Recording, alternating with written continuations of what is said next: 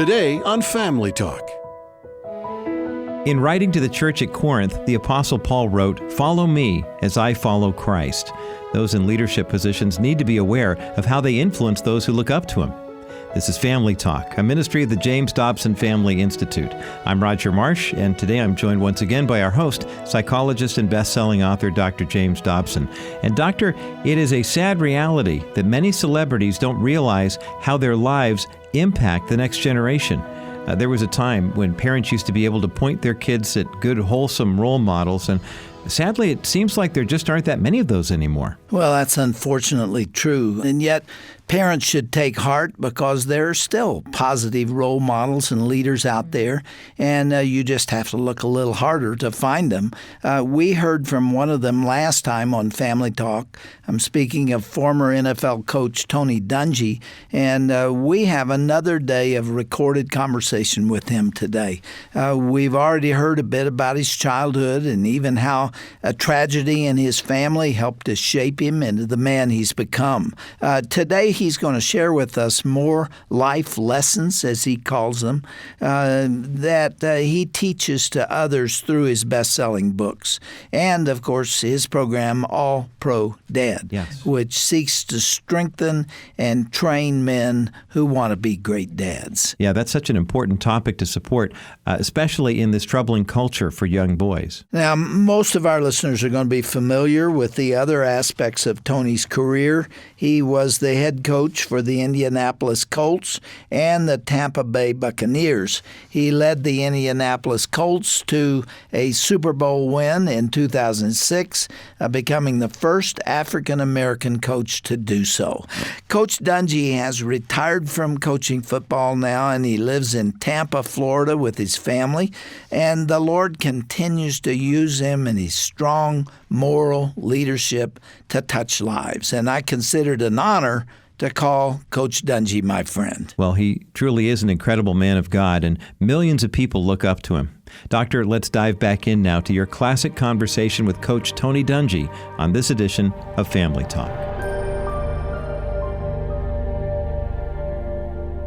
Coach, I mentioned at the end of our program last time that we've obviously been talking about your family, your children, your parents, your Christian heritage. If our listeners didn't hear the program last time, that's one that I would really like to see them get a CD of because there's so much there. Let's go back to your very early years, your childhood. You started playing football, I believe, in junior high as a quarterback. Is that right? I did. I started playing when I was 12 years old. Actually, playing baseball with my dad was the first sport I got involved with, and then I really enjoyed basketball, but football became the sport I was best at, and I played quarterback on the junior high team and all the way through college. Were you a superstar in high school? I guess you could say that. I was pretty highly recruited and had a chance to go to USC. You remember? And you turned it down? Well, I'll tell you why Coach. I turned it down. I was a quarterback. Oh, my goodness. John McKay was the head coach. Yeah. Right. Pat Hayden was the quarterback, and he lived with John McKay, so I didn't figure I'd have too much of a chance to play. But ended up going to the University of Minnesota, and it was a great experience for me. As long as we're talking about John McKay, there was another moment that I'll never forget. He went on to Tampa Bay, and he was not successful there. He had an expansion team, and they just got beat over and over. They were terrible. And after the game one day, the reporters were asking him questions, and one of them said, would you comment on the execution of your team today? And he said, yes, I'm in favor of it. He had a lot of those. Do you remember that quote? I do remember it well. And one of my biggest thrills, as I mentioned coming here, was going to Tampa, getting the head job, and sitting at John McKay's desk. It was just an awesome thrill for me. He was quite a man. Yes. Now, you went to the University of Minnesota and played quarterback and set records in the Big Ten that lasted for a long time. In fact, you were the MVP, most valuable player, 2 years at Minnesota. Yes. So you had quite a sparkling career there. Had a real fun career and enjoyed it tremendously. Got to learn a lot about football, offensive football, and I thought I was going to be a quarterback in professional football, and I didn't get drafted. So I had a chance to go anywhere. Wasn't that a shock? It was a shock. One of the better quarterbacks in the country? It was a shock, and it was just one of the things, I think, the way the Lord had things planned out, but I couldn't really understand why I didn't get picked. I had a chance to go to Canada and play in the Canadian League and really get some guaranteed money and a nice contract. But I wanted to play in the NFL. I wanted to play with the best. So I went to the Pittsburgh Steelers. They had Terry Bradshaw at the time and didn't really need quarterbacks. So I got changed to defense and knew nothing about defense, had never played defense in my life. And here I am going to the best team in football and trying to learn on the run. But I can look back on it now and see it was just the Lord's plan of teaching me about the total game so I'd be a better coach. But I went there, as I mentioned, and really got hooked in with a neat group of Christian guys. That was another benefit of going to Pittsburgh. Just a great group of guys who brought me along spiritually, but they taught me how to play defensive football, and that helped. I think you got something like a $2,000 bonus. I did. Which is laughable. When I tell our players now that I signed for $2,000 and I made $20,000 my first year, our players can't even comprehend that. But now. you were glad to get through training camp. You didn't even know you'd make the team. Exactly. Right? I just wanted to go and learn as much as I could, and you're hoping to make the team. And we had some Hall of Fame players there at that time. They were in the midst of that 4 Super Bowl and 6-year run, and it was just an awesome experience. And probably the best thing was playing for Chuck Noll. I learned so much from him about not only football, but about being a man and being a man of your word and of high character. He was a tremendous guy to play for. But you had a short career, 3 years. I played 2 years there. We went to the Super Bowl my second year. My third year, I got traded to the San Francisco 49ers, who were really struggling at the time. And I went there 1 year and played, and then I was basically out of football. And that's what I try to get across to my players. The average career in the NFL is 3.6 years. So and people think they're going to play a long time and make all this money, but it's not. You have to have a lifestyle. So when you talk to your players now about the fact that don't make football the centerpiece of your life, there has to be more than that, and something is Jesus Christ. Absolutely, and I use my own life as an example that I thought when I was their age at 22, it was going to be my profession, playing. That's what I was going to do, and all of a sudden it's not there. And if you are just totally wrapped up into football, you can fall apart. You need that foundation, and for me, that foundation was Christ. Or anything else, as a matter of fact. You could probably say that about every other profession. It's really true. I talk to so many men who buy into the notion that if they're successful in their profession, whether it's medicine or law or whatever it is, and they pour every last energy into it to the exclusion of family and relationships and the Lord. In the 40s, they began realizing something's wrong here. I have succeeded in this. I have made the money. I've reached my goals. And there's got to be more to a fire than that. And they start looking around. In fact, I didn't make that mistake, but I was heading in that direction. And when I was 43 years of age, I walked out of USC School of Medicine and started focus on the family. Partly for the same reason, that as much as I was enjoying what I was doing there and in the research and everything, I loved the academic setting, but there was something more important than that, and started a little, opened a little 2-room office and called it Focus on the Family, and had no idea where it was going, but it was that same restlessness that said, there's something more here. Absolutely, and we see it. Unfortunately, in sports, it happens faster. Your lifespan as an athlete is quick, and we see guys that are 27, 28 years old, and they come to this realization. I've practiced all my life. I've gotten here. I am successful. I'm in the National Football League, and what's going on? My marriage is not very good. Financially, I'm struggling because I made some bad choices, and I've got what the world would say, well, you got a tremendous job, and they're not fulfilled. And it blow out a knee or something, then it's suddenly over. And then what are you going to do? What is your foundation? If your foundation is football, it can fall apart, just like that guy who built his house on the sand. I'd had some trial with being sick in training camp and not knowing if I was going to make the team. I had gotten traded a couple times. You told us last time you had mononucleosis. And I came to this conclusion that I had put my career first, and that was the wrong thing to do. Once I came to that conclusion, then things started happening. I got traded from the best team in football to the worst team. And the year before, that would have blown me away. But by then, I said, you know what? If I really am putting God first, He's got something for me out there. And again, as I look back on it now, it was perfect because He was preparing me to be a coach. He had already moved me from an offensive player to a defensive player. I had seen how a championship team did things. Now I got traded. I got the opportunity to play for Bill Walsh and see how he put a team together from the ground up. And that's what I was going to have to do years later when I became the head coach at Tampa. You trained with some of the very best, didn't you? And I don't think that was an accident either. I think the Lord put me in these guys' path to really teach me.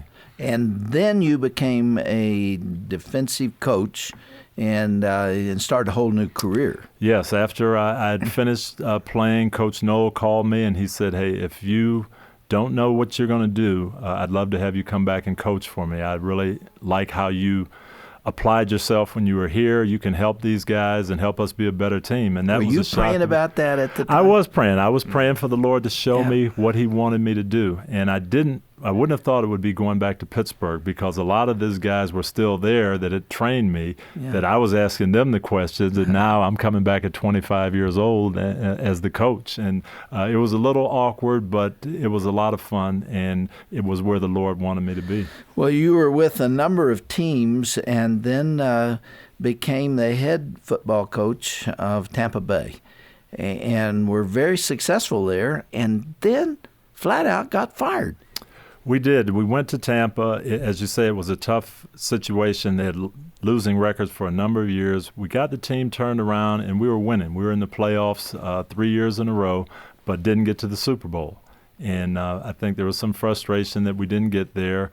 And I got fired after our third trip to the playoffs, which was unusual. That's a tough sport where you could be that successful and wind up looking for a job. It was, but again, it comes back to that thing that we talked about. If you put your faith, if you put your identity in your job, you can be disappointed. And for me, I just looked at it as the Lord trying to take me to another place. I didn't know for sure if it was there in Tampa. I'd had some ministries that I'd gotten involved with. Family First was one of them.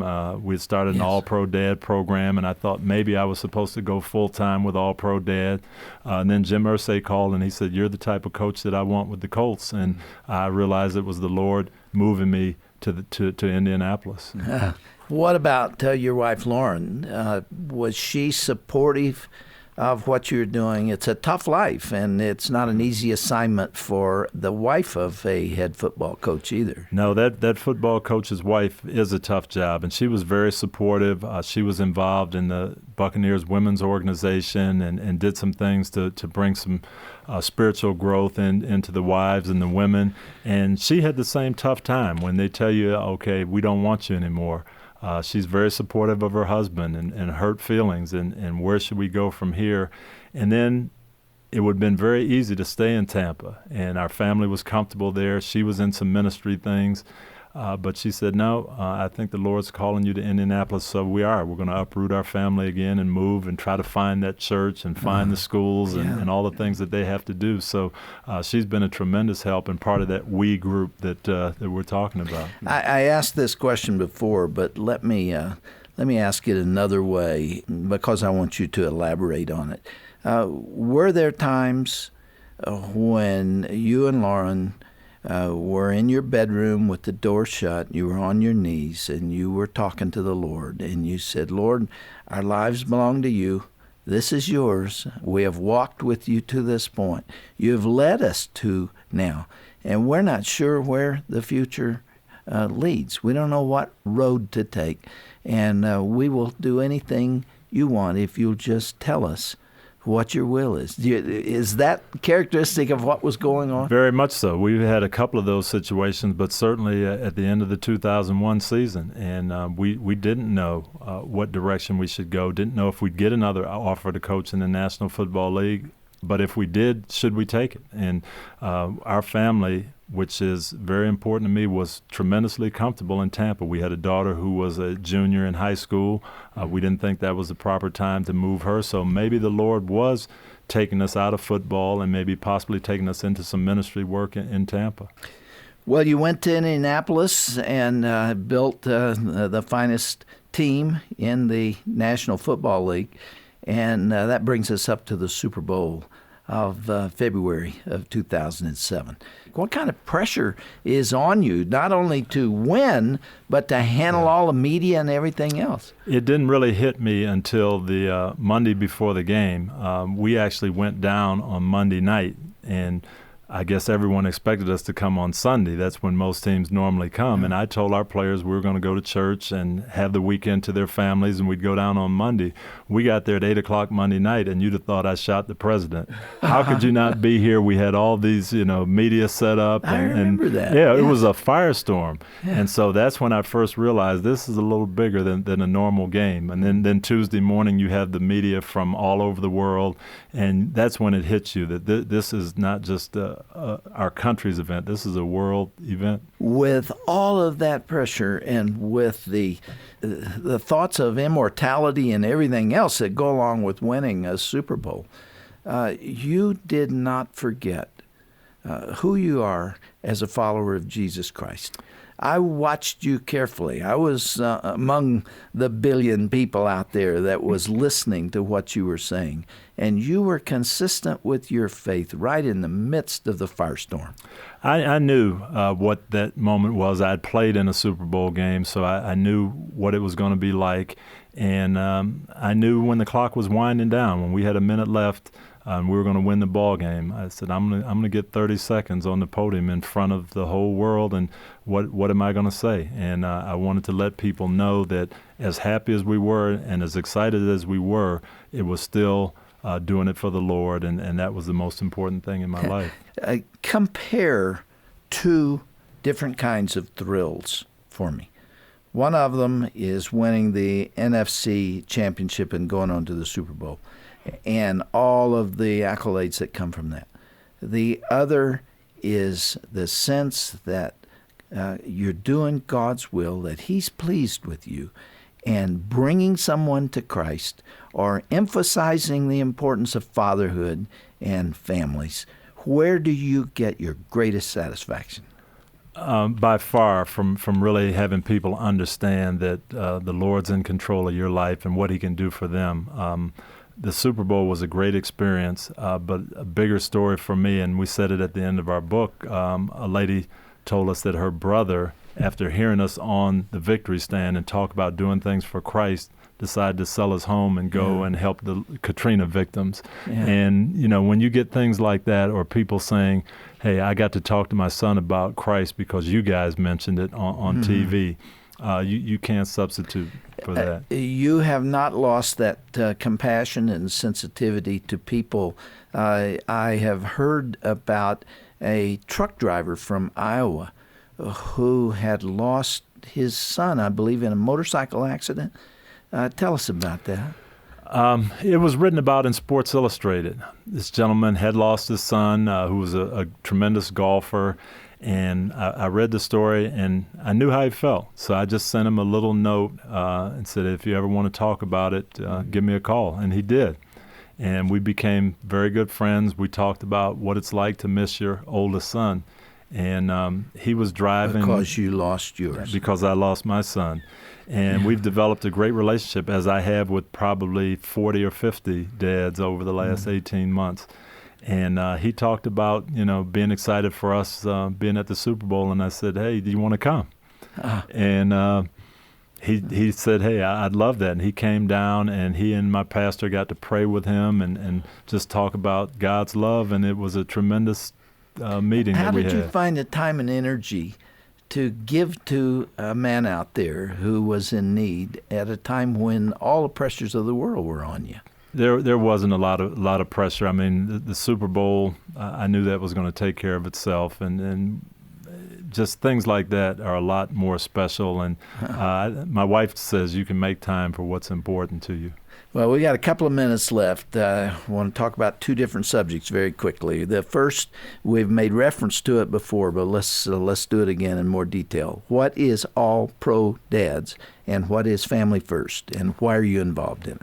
Family First is the parent organization in Tampa, Florida. I got involved when I was the coach of the Bucks, and we developed this offshoot, All Pro Dad, to really encourage men to be more active in their kids' lives. There's a website, allprodad.com, that you can go to and really get tips on how to be a better dad, how to make that time that we all don't have, how to make that count. And it's been an awesome experience. And Family First. Family First is really, it's a not-for-profit organization that is really sensitive to making families better, and that's what it's all about. And Mark Merrill's the president. He and I became good friends, and we really talked about how could we use my position in the National Football League, what we do, and some of our players, and really leverage that to make family situations better. And I've had great privilege. A lot of people have called my office and said, I know you do something with families and dads. Couldn't remember the number, but I knew the Colts number, so, can you help me? And I can say, hey, you can go to All Pro Dad, go to Family First, and really help them with a family situation. And again, that gives me a great deal of satisfaction. Let's conclude with a quick review or overview of your new book. It has just come out. I have not even gotten my copy yet. We'll make sure we get one. It is entitled Quiet Strength, and the subtitle is, and I have to read here, the principles, practices, and priorities of a winning life. I'm going to have to work on that a little bit. That does say it all, though. It's really your story. It is, and that's what I wanted to get across to people, that this is not a story about winning the Super Bowl, but really what makes a winning life, and that you can win without winning the Super Bowl if you have Christ at the center. And if you don't have Christ at the center, even winning the Super Bowl is not going to help you. It's really an evangelistic message, isn't it? It is. You're 51 years of age. Do you see yourself stepping away at any time in the near future? Well, it depends on what we define near future. We've got a few more Super Bowls to win, hopefully, but I do see myself at some point getting more involved with my family as our younger kids grow up. I see myself getting involved more with Family First, and there's a prison ministry in Tampa that I'm really highly involved with too. And at some point, I'll be doing more of that and less football for sure. Coach Tony Dungy, the time has gone by so fast for both these programs, and we have a gallery just completely full of people out there and people waiting around the outside hoping for a seat.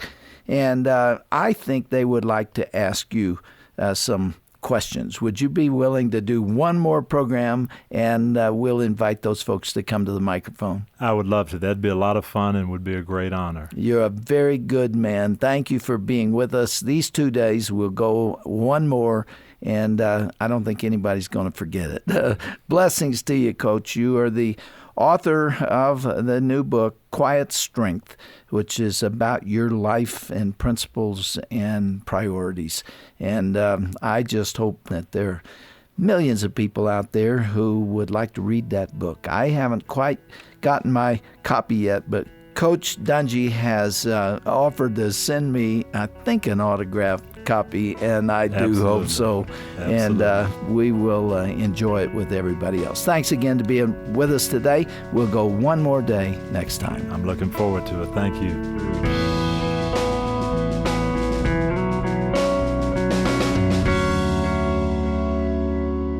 You've been listening to Family Talk and Dr. James Dobson's popular conversation with NFL Hall of Fame coach Tony Dungy.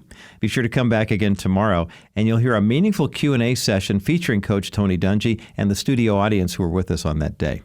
In the meantime, be sure to go to our broadcast page at drjamesdobson.org. You'll find a link for Coach Dungy's book called Quiet Strength. It is a fascinating read. On our site, you'll also see information about the organization's All-Pro Dad and Family First as well. And you can request a CD copy of this classic interview while you're there as well. Click on the Order a CD button, and you'll receive your copy of this broadcast. You'll find all that information and much more by visiting drjamesdobson.org and then clicking on the broadcast page. Well, be sure to join us again tomorrow to hear Coach Tony Dungy answering questions from a studio audience. It's an enlightening broadcast that you won't want to miss, coming your way on tomorrow's edition of Dr. James Dobson's Family Talk. I'm Roger Marsh. Have a great day.